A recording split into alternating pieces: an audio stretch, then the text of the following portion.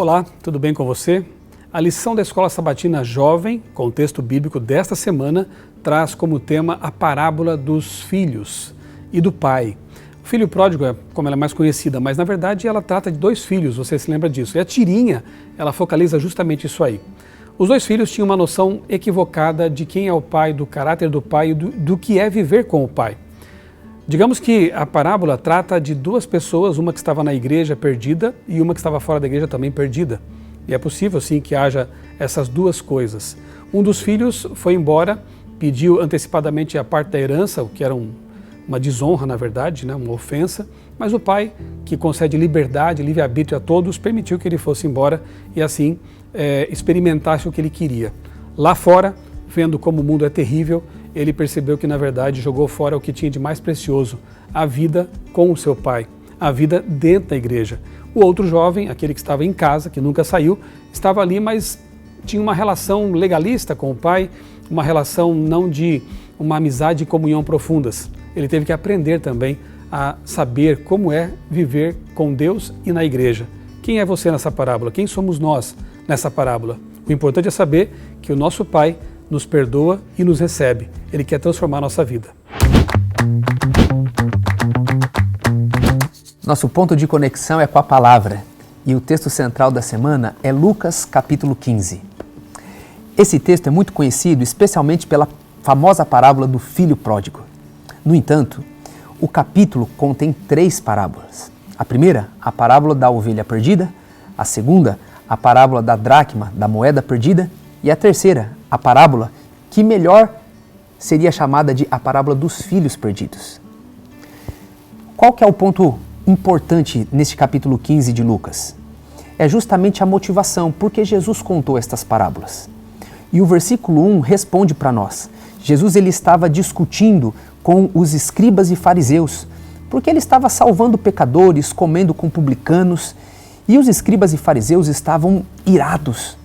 E aí, em resposta a isso, Jesus conta as 3 parábolas. Agora eu quero te levar a pensar comigo em alguns aspectos. A ovelha, ela estava perdida onde? Dentro do aprisco ou fora? A ovelha se perdeu fora, obviamente. Ela saiu do aprisco e se perdeu. E a moeda? Estava perdida dentro da casa ou fora? A moeda estava perdida dentro da casa. Então, Jesus contou 2 parábolas. Uma, a ovelha estava perdida fora.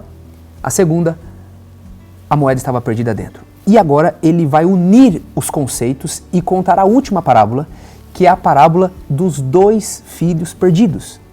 Um está perdido fora e o outro está perdido dentro.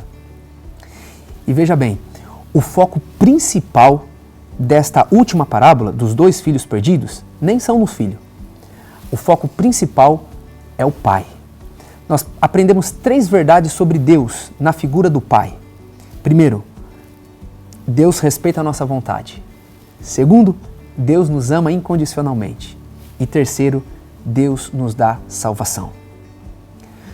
Com relação ao respeito de Deus à nossa vontade, nós vemos isso no diálogo dos filhos com o pai, porque o filho mais novo falou: pai, me dá a parte que me pertence. Ora, o filho não tinha direito a nada, nada era dele. Era uma afronta pedir a herança antes do pai morrer, mas ele pediu. E o pai, então, respeitou a vontade e deu a herança. E veja que o versículo 12 menciona que o pai repartiu os bens entre os 2. Isso revela que, de fato, os 2 estavam perdidos. Não era a vontade do pai, não era o melhor para o filho, mas o pai respeitou a vontade. Muitas vezes nós também agimos contra a vontade de Deus. Só que Deus respeita o livre-arbítrio e permite que os nossos passos possam seguir, mesmo quando não é o melhor para nós. A boa notícia é que Ele não nos deixa de amar, assim como o pai não deixou de amar o filho. Na verdade, o texto revela que o pai esperava o filho constantemente. E longe, o filho gastou tudo, viveu dissolutamente, mergulhou nas trevas.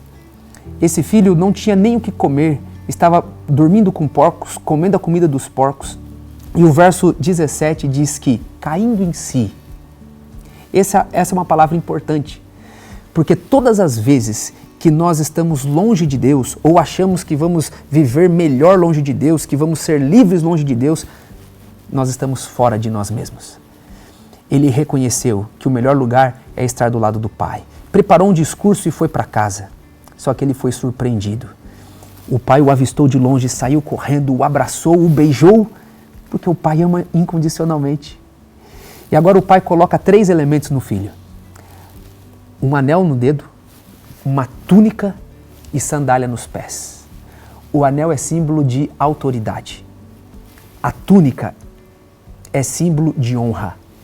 E a sandália é símbolo de liberdade. O pai estava restituindo este filho na sua casa como um filho legítimo, não como um escravo. O pai sempre vem ao nosso encontro. O pai sempre nos ama incondicionalmente. Não importa quão longe nós formos, quão fundo cairmos, o pai sempre vai nos abraçar, nos perdoar e nos dar a salvação. Como que termina a parábola?